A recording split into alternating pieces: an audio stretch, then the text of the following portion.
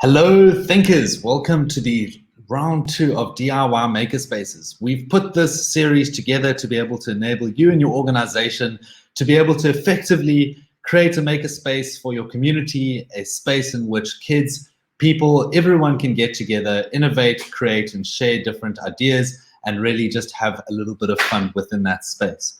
Last week, we spoke with Karen Wallstra. We spoke all things around curriculum integrations. We spoke about really how to understand branding your space, your purpose behind the space. So why is the space existing within your organization? And how can you really enable the people that are within your space to benefit from it?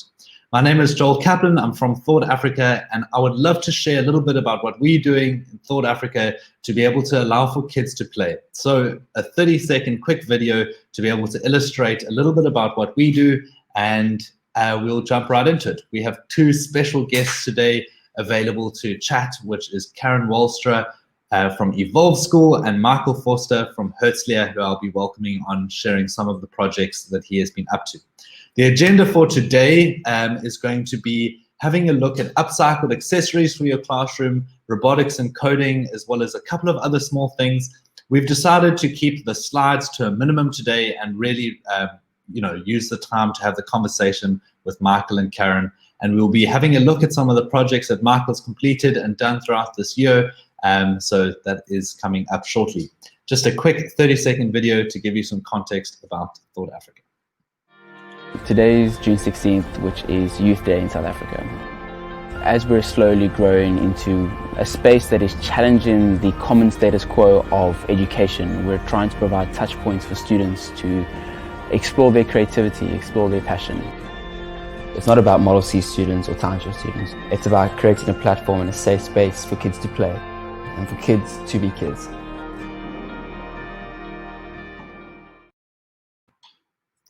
Awesome. So as Matt had said, in that, if you know Matt, he's our Chief Operations Officer at Thought Africa, he had said it's about creating a space for kids to play. And that's essentially a lot of what we're trying to do, but we're trying to also replicate that to be able to enable you to be able to do that as well.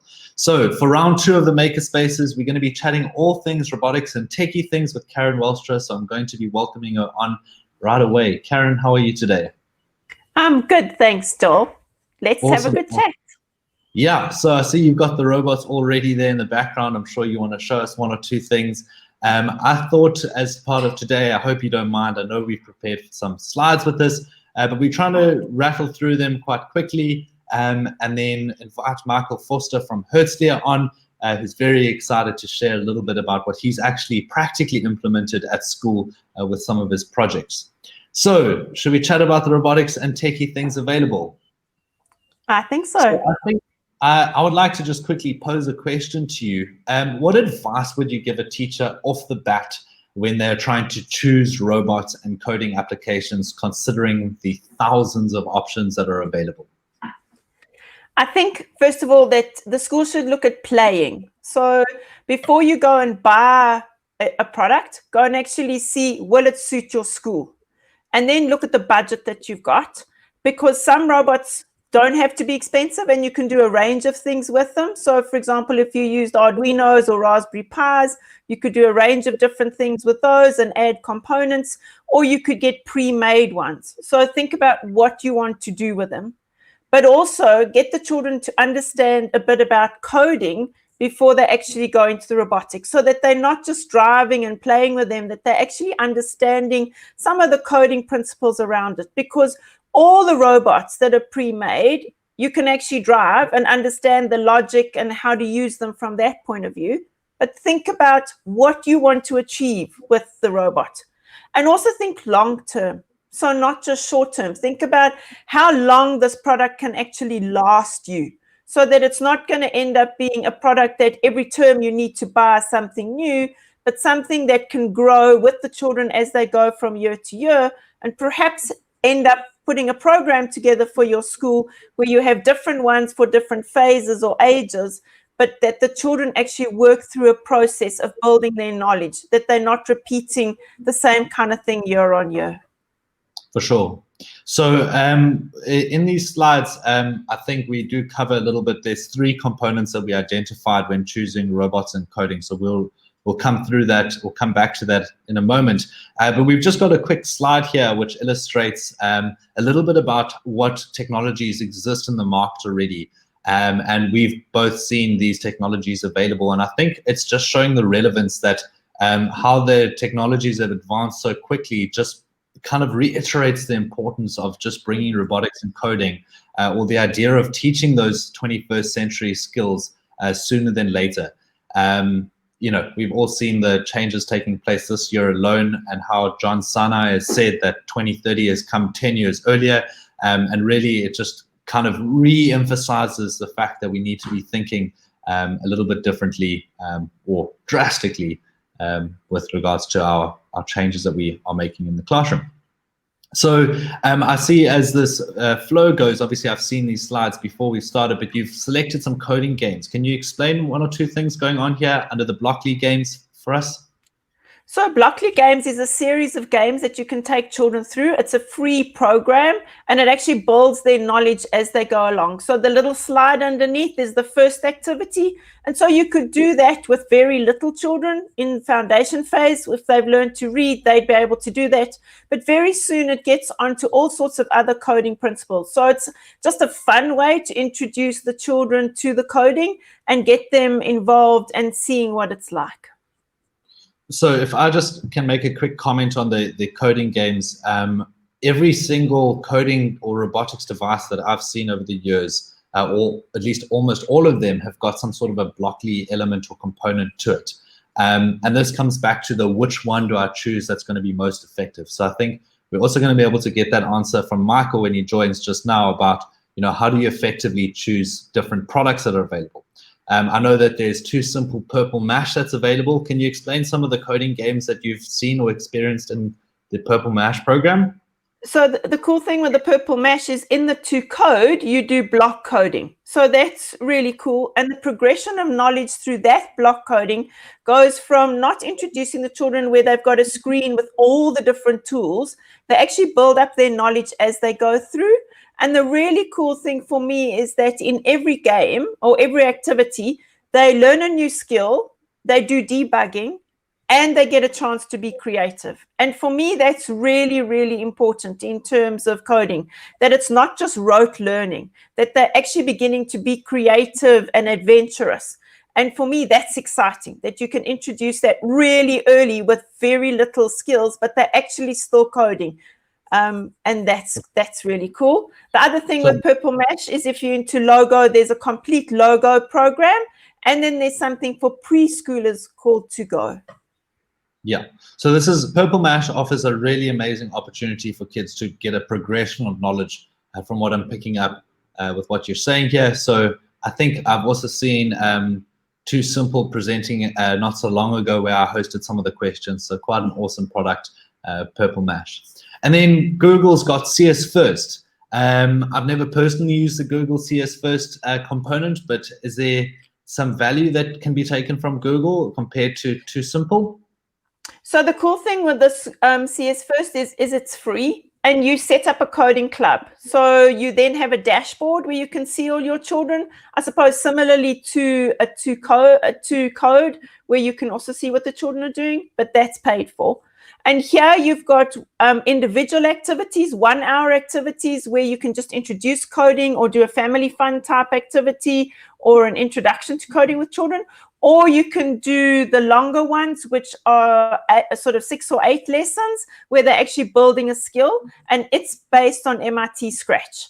And the cool thing with what Google has done here is you can see the Scratch dashboard feeding into your CS First dashboard, so you can actually see the coding that your children have done really easily.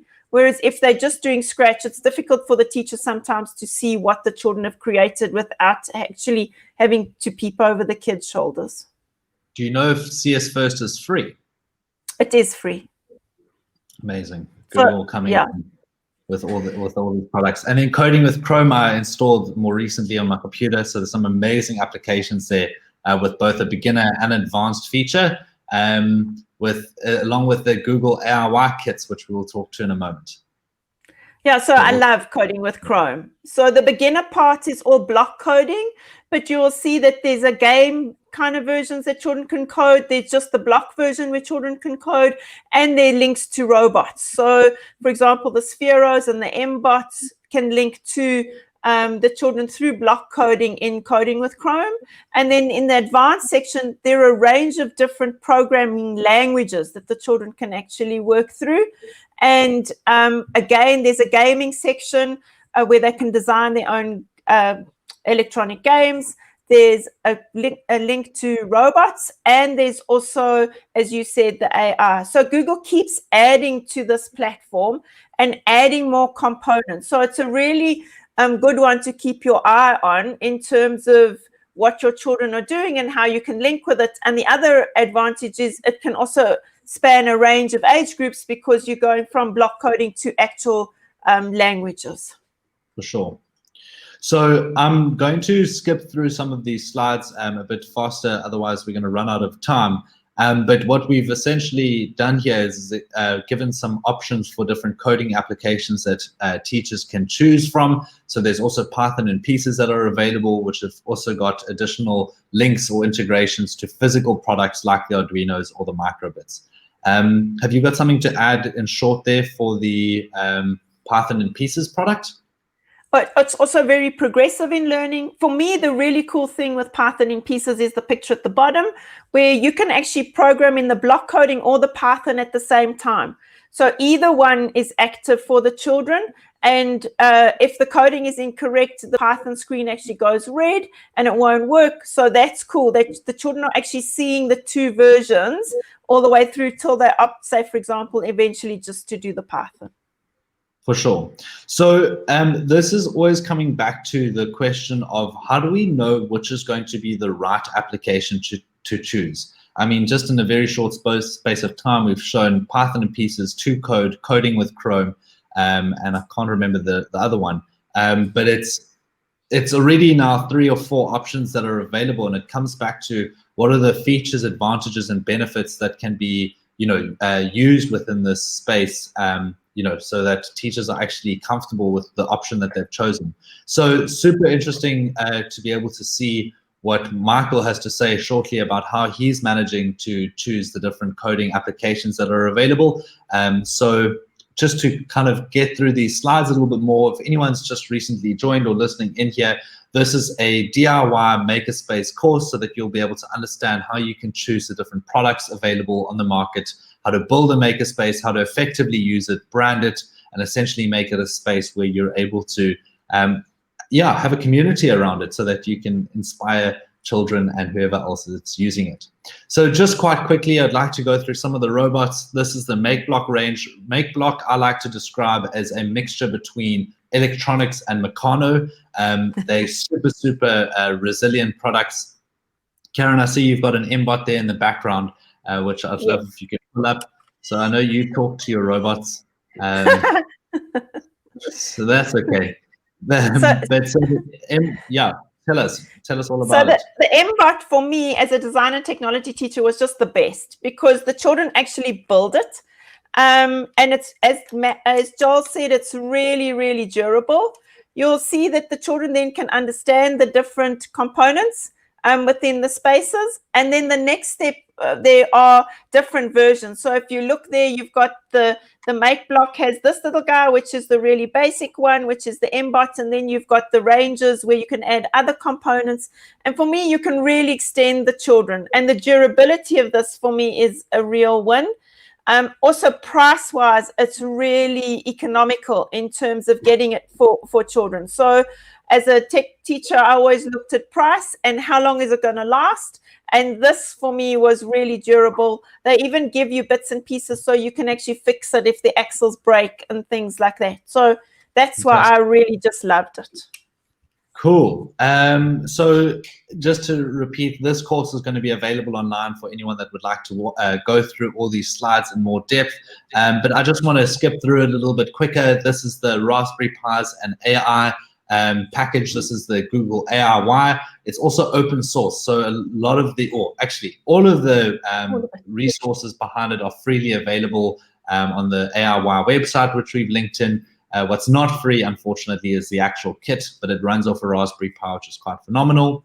There is the Photon robot, which has more recently been brought to South Africa and made available from Yolanta at Africa. You're going to have to help me, Africa Point Group. And she has the Scotty Go game and a range of others. So the Photon robot is one of the most advanced robots in the market at the moment. It seems that this one robot has got applications that are integrated with Makey's, JavaScript, Python, and so much more. So it looks like quite a cool robot. And then it's now coming back to this initial question where it's how do we choose the right tech for the classroom? So for me, there's three things that are looked at. This is the value of the product. So just on a quick Google search, if you go and search education robots, you find an option. Yeah, there's so many now available in the market.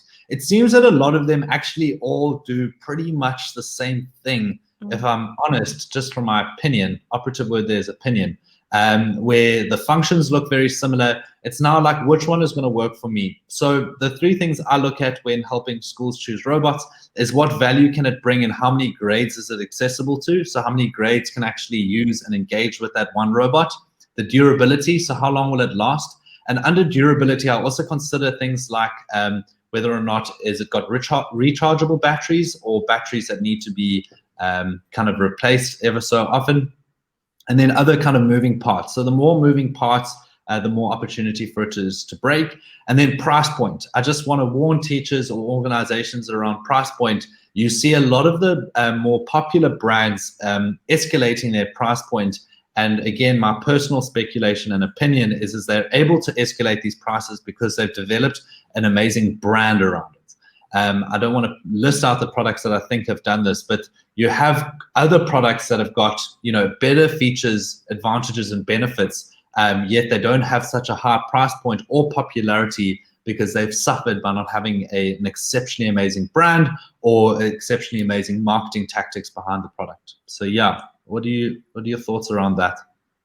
I really think that's where as a school, you should put a little bit of budget aside where you can actually play. I think that that's really important, where you can buy one product and actually test to see, can it do the things that you want it to do? And it's really useful because then you can give it to different teachers. You can go and discuss around how it's going to be used in subjects, but give yourself a budget where you can actually go and explore before you splash out and just go and buy. And then think about those 3 points, the value.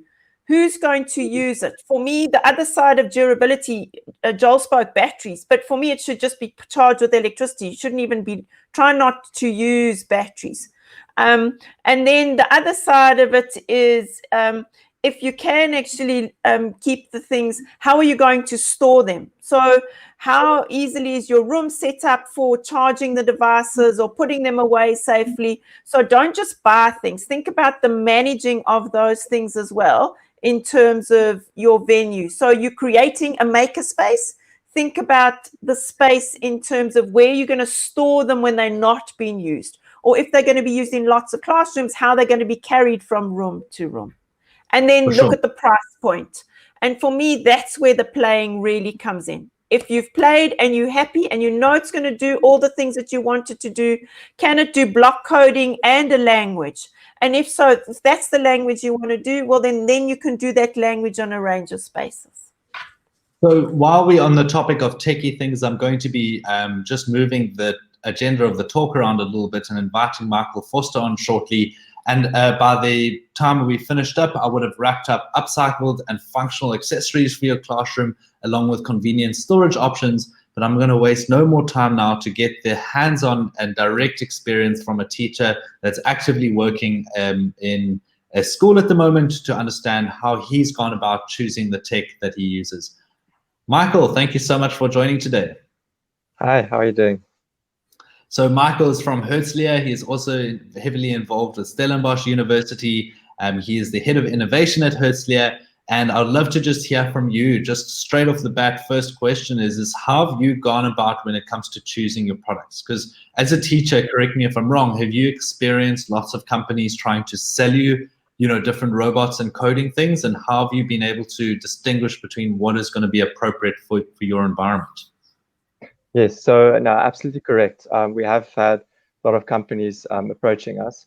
And fortunately, I've also had the help of our head of IT systems who does the procurement. So he would go and look at all the specs. He would help me to see which equipment will be best for our needs and our age group. I'm based at the middle school, although we do cater for pupils from grade 7 to grade 12 between the middle and the high school. So the equipment that we needed would have to be usable by grade 7s right up to the matrics. So, And also, research plays a big part. And I think that that's also where my affiliation with the university came in. When I started my honors studies, I wanted to explore game-based learning, robotics, coding, etc.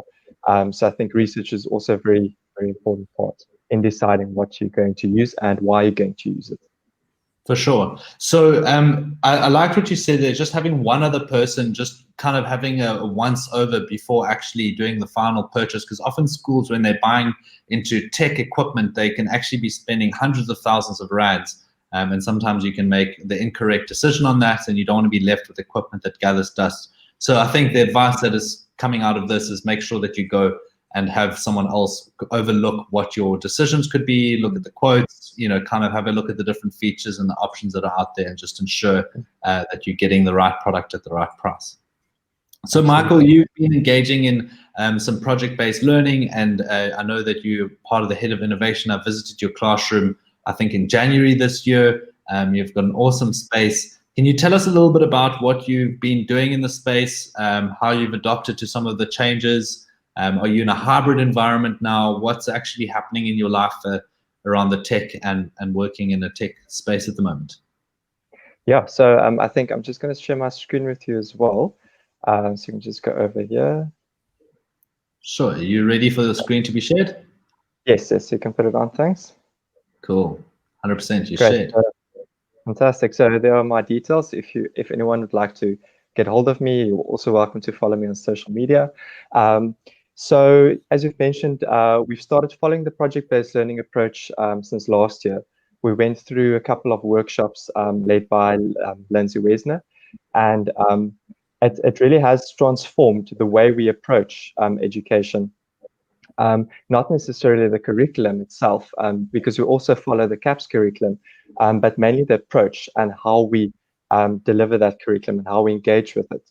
And so out of all of that, the idea of an eSTEAM Innovation Center came about, where we took our computer room and transformed it into an innovation center. And we started offering the subject eSTEAM, which stands for then entrepreneurship, science, technology, engineering, art, design, and maths, to incorporate all of those subject areas into one new subject that all grade 7 learners are able to take in grade 7, and then in grade 8 and 9 it becomes an elective subject.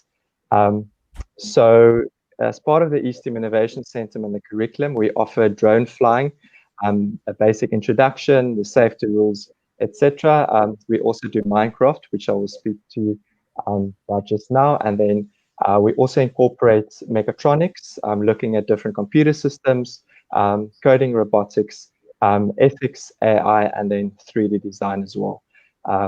So trying to incorporate as much as we can into this new subject. And then after school, we also offer digital design, filmmaking, Lego robotics, Minecraft, and drone flying as well to the learners who are not able to take the elective, who've chosen other electives. So they also get that opportunity to become involved. Yeah, so that's a very brief introduction. I don't know if you want me to speak about Minecraft right now or a bit later. No, feel free. I need to just quickly, I want to just chat to your face there for a second, and I'll pull up your Minecraft section as well. You talk about teaching entrepreneurship within the space. Obviously, I think, correct me if I'm wrong, has this concept started this year or previously? Yeah, so we started with the eSTEAM Innovation Center this year, and we used last year to plan and prepare for the Innovation Center. So, correct me if I'm wrong, I'm assuming that some things haven't gone according to plan considering a global change, or have you still managed to stick to, okay. The reason why I raised the question is just to try and understand and unpack a little bit around how you go about teaching entrepreneurship. That's one thing that's always sparked my interest, which is how do you teach entrepreneurship around these subjects? Yeah, how do you practically go about that? Yeah, so for example, in grade 7, we usually would have a market day, but unfortunately this year it was not possible. And so the focus was on designing an innovative product and determining the costs around that product, and then seeing how you can sell that product to potential buyers or businesses that be interested in that. And so we've been involved with that as well. So would you say that you try and, within the context of, for example, teaching drones, get kids to now start thinking about what does it cost to actually fly the drone? What does it cost for the propellers? What does it cost for the whole breakdown of it, just to start incorporating that? So it's like, what are your direct costs? Okay. Is that how you go about it? Yeah. Yes, exactly. And so, for example, with Minecraft, we in grade 7 we did a virtual city simulation where they each chose a property and then they had to start developing that property, and eventually evaluate each other's properties and give the property a value, which they can then use to purchase more properties, etc., and expand. So bringing in that entrepreneurial aspect into the game-based learning. Okay. Have you got, Karen, have you got any questions for Michael around his e-steam room? This is a beautiful concept. Never heard of it being done before, so super unique. Karen, what are your thoughts there or questions for Michael?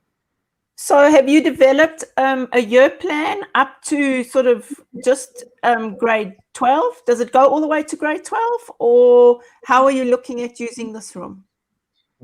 Yeah, so in terms of the formal curriculum, we're currently only taking grade 7, 8, and 9 pupils. Okay. But then during our extramural time, we also take high school pupils and give them the opportunity to also explore these areas. Beautiful. So if anyone's just tuned in, this is Michael Forster from Herzliya explaining a little bit about his e-STEAM classroom, entrepreneurship, science, technology, engineering, art, and maths.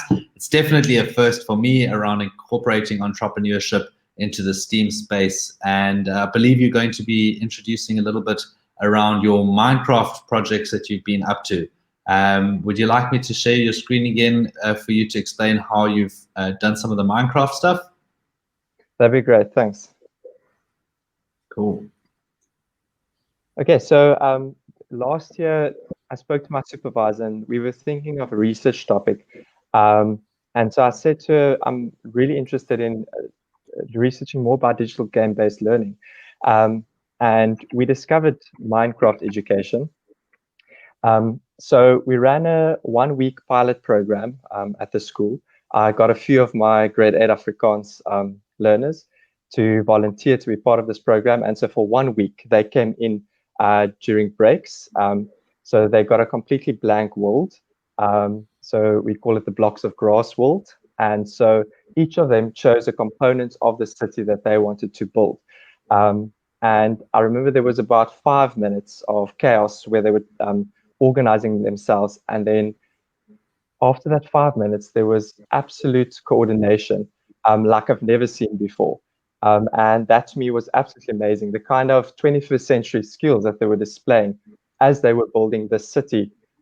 Remember, they're all in the same world, working on their own buildings and trying to figure out the spacing, trying to figure out how everything is going to fit together.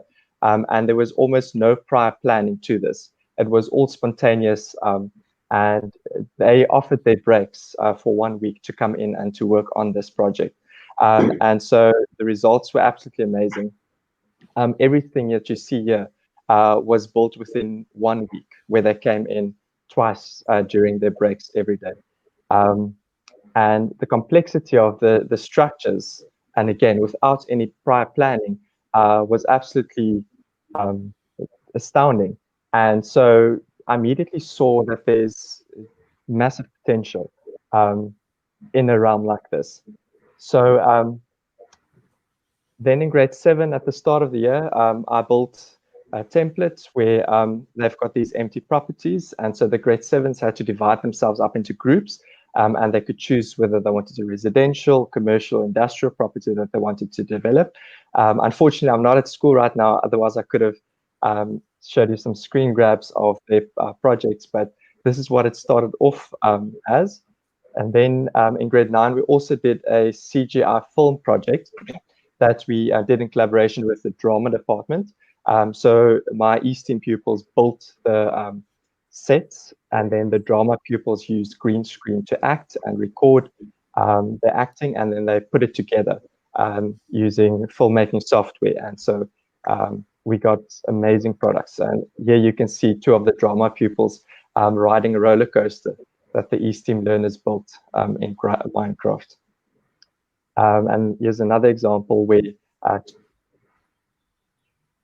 2 of the drama learners went into the Minecraft world, which was a haunted house, and that they had to explore and find their way out again.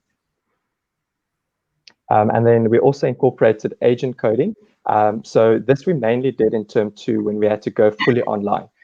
Of course, we were not allowed to go back to school. So the East Team pupils had Minecraft on their computers at home. And I would then join them on a Google Meet. And so I would be online to help them with their agent coding while they were busy working on their coding projects. And so this is an example of how the block coding looks like on Minecraft. And what's great about it is you can also use JavaScript or Python. So I started off with block coding in Minecraft with the agent, and then we moved over to JavaScript. So also to give them that exposure to text-based coding. And so this is the question that we had to look at when we were busy designing the curriculum for East Team, is, are we going to teach coding, and why are we going to teach coding? And again, the 21st century skills stood out for us: problem solving, computational thinking, critical thinking, creativity, etc. And coding really offers a very practical way of applying all those 21st century skills. But we did not only use Minecraft, we also used Grasshopper, also a free app, and that we used to help them learn JavaScript. And then I also used Code Academy for Python 2, also another free program that we were able to use, explaining step by step how to code. And then I was also available online for the pupils if they wanted to ask me or needed my help in any way. So then one more project that I want to mention that we actually did last year in Afrikaans was a stop motion animation project where we used Google Slides. And so they duplicate their slides and just make minor changes to each slide. And in so doing, then create an animation. And we used the appropriate screen recorder to be able to actually record this animation. So those who had Chromebooks used Screencastify. Some of them recorded on their phones. They used the Screen Recorder, and others recorded on their Macs and used QuickTime Player. So once again, many different ways in which you could do this. And yeah, I think the engagement that you see from the kids when they engage in these project-based learning tasks is far more engagement. And secondly, they really enjoy learning these concepts without even realizing it. And that's ultimately at the end of the day what you want, is for the kids to be able to enjoy the lesson without realizing that they're actually doing work and spending those hours. And the other day we were busy with coding the robots, and the bell went. None of them even realized the bell went and because they were so focused on the task that they were busy with. So I think that to me was fantastic as a teacher to see the kind of engagement that you get from the learners through project-based learning. If I may just mention, Karen, in our first session that we discussed makerspaces and really just understanding how to go around building a makerspace, I'd made a comment which was, if the teacher's passionate about what's actually going on with the space, the kids will subsequently be passionate about it. Have you noticed that, Michael? I mean, and you can correct me if I'm wrong, but have you gone in a direction of things that you're more passionate about? Has it been a lot of personal preference involved, if I may ask? I think so. I think so. I mean, if I think back of my own high school career, I always imagined incorporating computer games into the classroom environment, which back then was obviously far more challenging than it is today. So I think incorporating games in the classroom, especially in the high school environment, was always a dream for me. And now I'm able to give that to the learners and live out my own passion as well. Fantastic. Karen, have you got questions for Michael around his Minecraft activities that were completed? Because, wow, you had some absolutely amazing activities that had been done there by the kids. It was actually quite mind-blowing to see. Thanks. Michael, I want to ask, have any other teachers sort of tried to explore or do something similar? So are you extending it to other teachers as well? Are you seeing an uptake there? Yes, absolutely. So within our own school, the science teacher approached me in the beginning of the year, and he said he heard that Minecraft education has got many different science tools inside it. And he usually asks his grade 7 pupils to come up with a plan to build a safe laboratory. And so I said, we can definitely do that in Minecraft education. So that was a task that the science pupils did, was to build safe laboratories in Minecraft education. And so, for example, the drama students said they would love to become involved with Minecraft and E-STEAM. So that's where the CGI film project also came in. Yeah. So and then you go for it, Karen. Sorry, excuse me. Go for it. So then you were also talking about Afrikaans, because I think you originally said you were an Afrikaans teacher. How do you think things like Minecraft and those kinds of things can really help language teachers? Because often language teachers have a really hard time at school. How could these kinds of technologies help language teachers? So, I mean, Minecraft education is a sandbox game, so the possibilities are endless. I once read on Twitter there was an English teacher that was busy with a novel of somebody that got stranded on an island. And usually the kids would then go and write diary entries. But it was very superficial because the kids were never stranded on an island. They don't know what it's really like. And obviously you can't take kids and go and strand them on an island. So he used Minecraft education and added them into the world, but in survival mode. So they had to survive on that island in survival mode and then go and write their diary entries. And the authenticity that it provided and the kind of creativity and engagement it provided was absolutely astounding. So I think it really does lend itself to lots of different writing and speaking activities as well. Last year, I made a machinima in-game recording where I had different NPCs explaining concepts in Afrikaans. So I would do a voiceover in Afrikaans and then translate it to English as well. So they get the visual stimulation and they get the auditory stimulation while watching that machinima recording before they had to write their essay.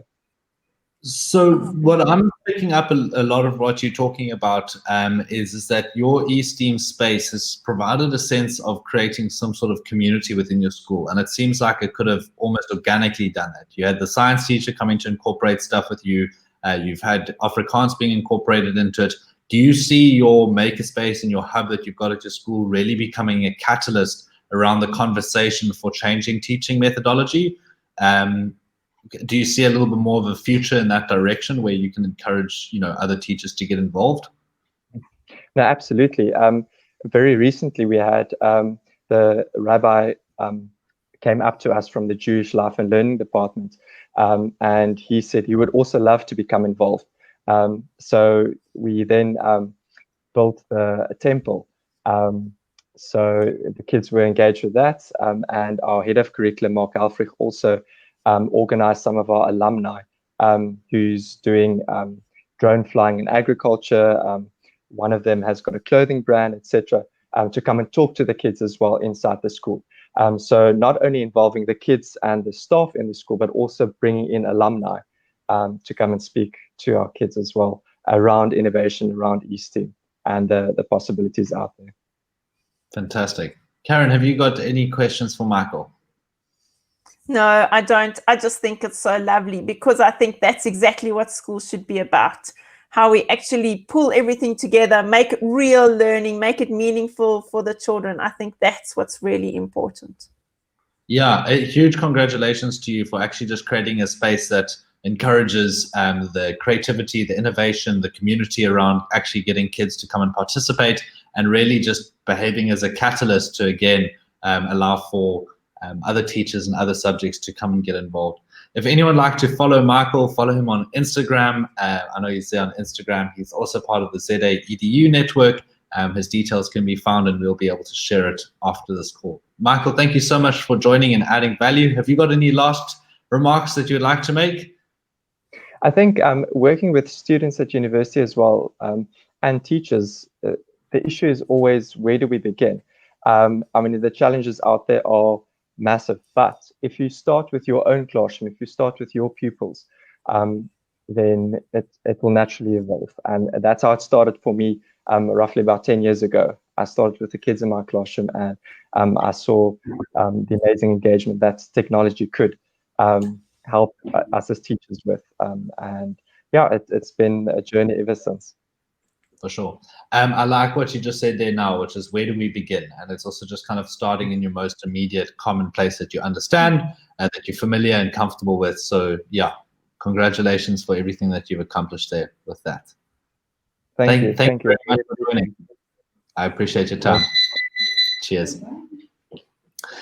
Cool. So if anyone's just joined, Karen Wallstra now speaking everything on how you can build your own makerspace, really just understanding where you would get started within your school space. And as just pointed out by Michael Foster, is kind of just getting started within your own environment and just having a little bit of fun with what you're passionate about.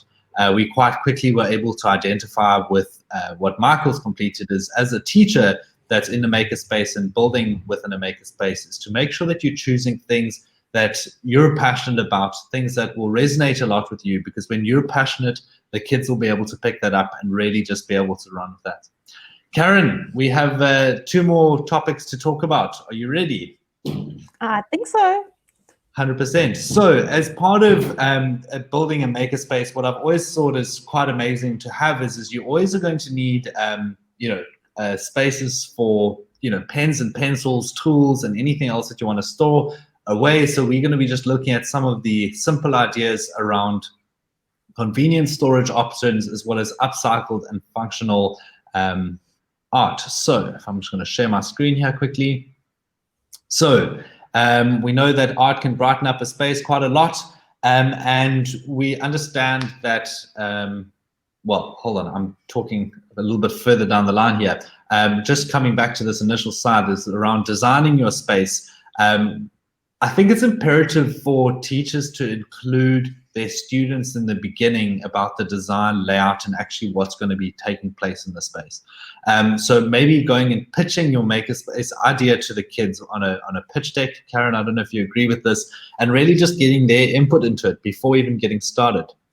Yeah, I'm seeing you nodding there, so I'm assuming you're agreeing here.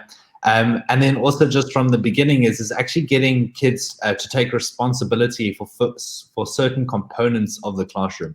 So the initial design, the classroom layout, the storage, the art and decor, the guidelines or the rules, and then maintenance of the space. So really just leveraging off the fact that you've got students available to take some additional responsibility and making sure that the space is functional. So then just quickly looking at some upcycled accessories. Karen, I need to quickly get your thoughts on that. So I think that when you involve the children, don't just involve the popular children, involve as many children as possible and try and incorporate as many of those ideas. But also don't forget your staff. So get your staff to buy in and feed in so that you end up with a real space that everybody's excited about. And nobody feels that they've been left out because they weren't included. Try and include as many different ideas or narrow it down and finalize it so it becomes a discussion point, so that this venue really becomes a space where everybody wants to be involved and everybody wants to use it for their subject, and that the children are excited and want to bring their parents to come and see what it looks like, so that you really build this community. And it's not difficult to do. It's having the conversations and including as many different people as possible. For sure. I love that. Just making sure there's full inclusion. So I would love to be able to more talk to you around this. So if it's okay with the audience, we're going to just rattle through some of these slides. You will be able to find this course on our platform, on the Thinkers platform, under Build a Creative Studio. So just be sure to look out for that. So just with some different safety posters that are necessary for the classroom, we've added in some links there that you can get access to. Karen, if you would like to speak to it, please interrupt me. Otherwise, I'm just going to be rattling through it. Cool. And then upcoming, sorry, go for it. No, I think it's, again, just involving everybody in all the different things. So, for example, here, the children need to know about safety, so get them to design the posters and design new ones every year so that the children are excited every year about what you're going to do, that it's not just done in the year that it's initiated. You've got to keep that interest going. So doing that.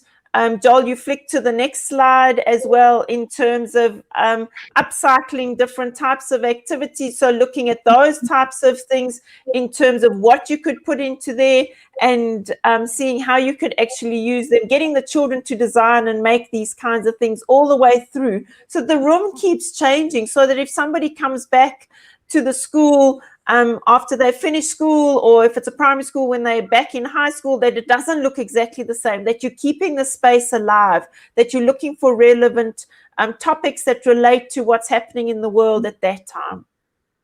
For sure. And then just also one of my favorite things is talking functional art. So how do you have art within the classroom that's functional? So most classrooms have just got a standard clock. I'd proposed dismantle that existing clock of yours, take it apart, get the mechanism inside, and use that as a project for your classroom clock. Cool. And then just looking at some simple ideas around convenient storage options for your classroom.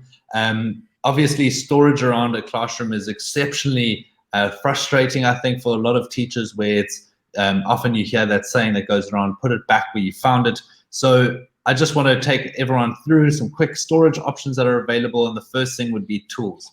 Karen, what would you say is one of the most important considerations for tools and how they are stored away? So you can flick through the slides, Joel, but for me, it's that they're easy to find, that the children know how to put them away. So for me, outlining the tools is really important. It helps you at the end of the lesson so that the kids know where it goes. You can quickly see if something's missing, and making people accountable. So they don't leave the room before all the tools are back. They make sure tools are clean, that they're stored where you want them to be. So making it easy for you as the teacher and for the children so that you don't lose tools. In my years of teaching design and technology, I only ever lost one screwdriver. So how do you actually manage it? Making sure the room is organized and things are packed away. The next thing is storing the things that the kids have made. For me, the worst thing is saying to a child, I'm sorry, your project got broken by somebody else. So make sure that you've got storage for things to be stored that are being made. So this was one project that a school that we had where we had trolleys made. It was a big storage room. There was a trolley per class. These trays actually lifted out, so you could take them out and put the items on them, but crates could also stand on those. That was the one version. Another school, we had just a tray at the bottom, so just if you look at the bottom row, and the crates stacked on top of those going up, and we also had one per class. So for me, that's really important. The other storage is materials, your materials that are being used at that time, and the materials that you've bought bulk of, or that you only use once a year, that you can pack away, put away somewhere. But whatever you do, label it.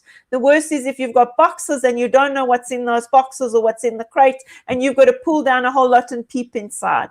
So making sure that you've organized the space so it's easy to use.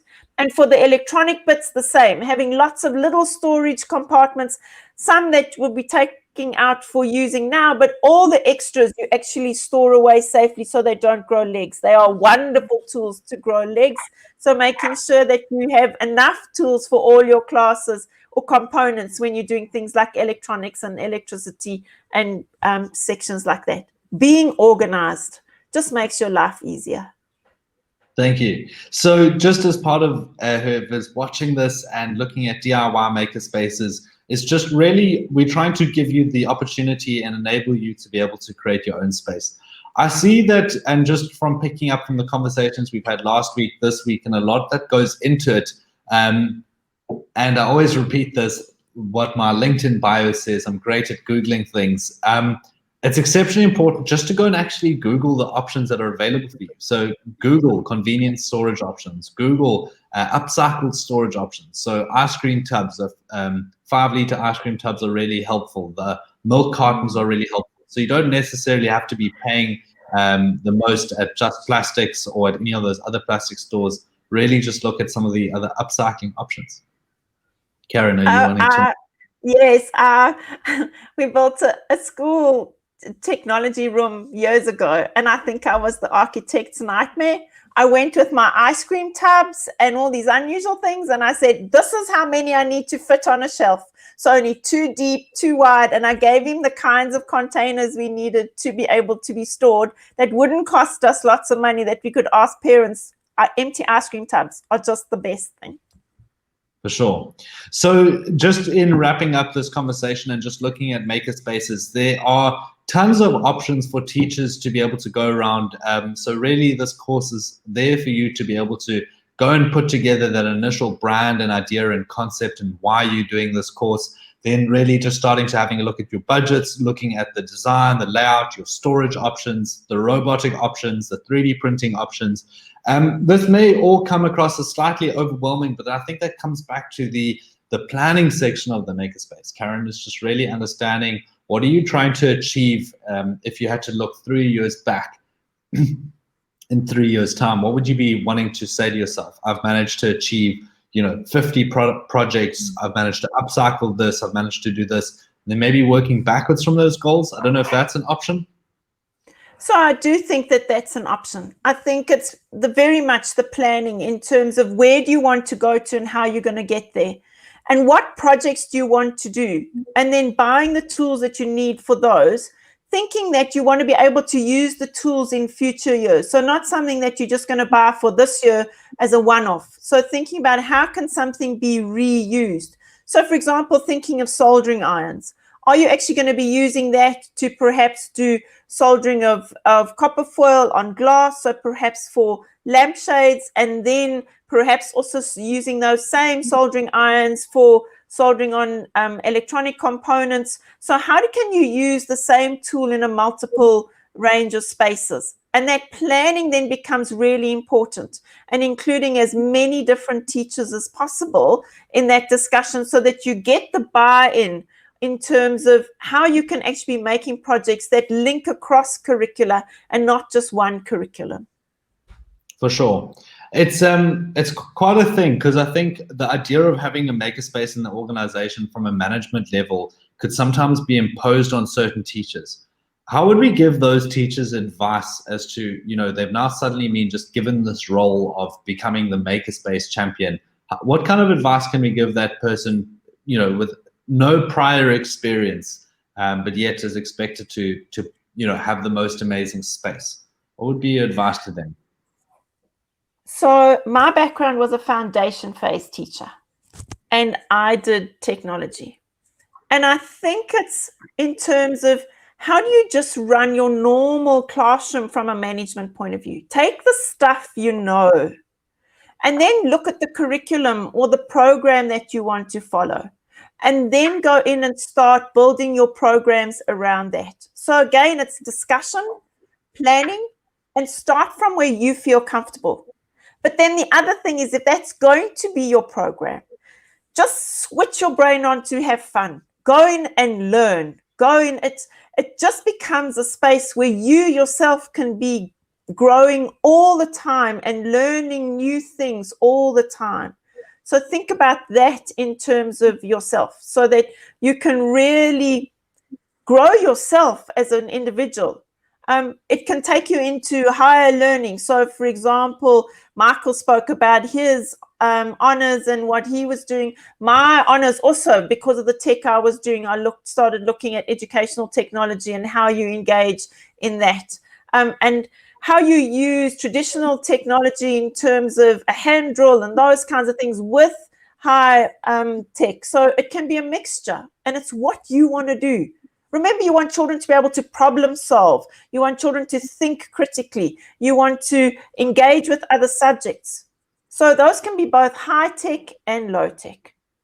Just have the discussion and play. Yeah, it's a crazy thing. It's just every single school or space or environment has always been so different, and that's what I mean by a crazy thing. It's that nothing's ever just a cut and paste solution. You can't have a cut and paste solution around makerspaces. A makerspace is a personal space that's relative to that specific teacher, what that teacher is passionate about. And you can't copy and paste the idea from one thing to the next. However, what you can do is kind of take bits and pieces from everywhere and make it your own. Really just try and make it a space that you can take ownership with. But then also, as you had mentioned in the last call, is how do you create a space that you'll know that you'll grow out of and someone will have to take over, that there will be that really friendly handover experience. So also super important to just keep that in mind as a teacher or a person who's a champion in the makerspaces. What is going to happen when I make this decision to do this at the next thing? How am I going to prepare the next person for it? So just keeping, I know it sounds stupid, but making sure that you've got like all the warranties for all your equipment maybe in one folder, your health and safety incident reports all in one space, the curriculums and projects that have been completed in all in one space. And just developing your own, what I would call like guideline or Bible around your space, that whenever you do have to hand it over to the next teacher or next person that's going to be managing and looking after it, that they really just, understand what you've left them behind with. And I think that's so important. So over the years, I've left 4 different venues where I've built up the technology, and then I've moved on and teachers have carried on. And I think it's really important, one, that the school actually engages with more than one teacher in the space, so that it doesn't just become one person's room, so that more people are interested in it. That Bible of information is vital. The audits of all your tools, who you buy them from, who your suppliers are, all the other kinds of things that a classroom needs, like Joel said, the curriculum, the lesson plans, all of that should be left so that it's really easy for the people to carry on. If they need to order solder, who do they go to compared to who do they go to for the electronic components? Because if you've done your job well, you will have found the best prices for those things. So leave those things for the teachers. And then always check in. If you do leave, check in for the next couple of months just to make sure that they're okay. I think that you should always leave a space when you leave a school on good terms. So making sure that they're okay and that they know they can pick up the phone and say, hey, we're doing this. What do you think? And I think that relationship is really, really important. And if you brought the whole community in, if it becomes a space where lots of people want to engage, that you start sparking ideas in other subjects, that's when you're really achieving what you're wanting to do in this makerspace. That it's not just a one teacher, but that it becomes this community space where lots of learning happens. For sure. So anyone that is watching this video, know that we are busy preparing the rest of the DIY Makerspace series so that you'll be able to, use your space most effectively if you're having to turn it into a makerspace. We look at everything from upcycling, branding, robotics, coding, 3D printing, laser cutting, CNC routing, and much, much more. Next week, Karen, will you be here with me, or am I going to be running next week by myself? No, I'm looking forward to it. I think to wrap things up and make things really clear for everybody, it's going to be good. 100%. Karen, thank you very much for attending today. We've managed to also do this within an hour. We've managed to get good at this time tracking process. So thank you to anyone that's joined and been watching and supporting this. Really appreciate it. Thank you, Karen, for availing your time, and we'll see you next week. Yeah, and thanks for Michael. We really enjoyed your sharing. That was really cool. So thank you very much. Thank you, Michael. Have a great day, everyone. Cheers, cheers. Bye.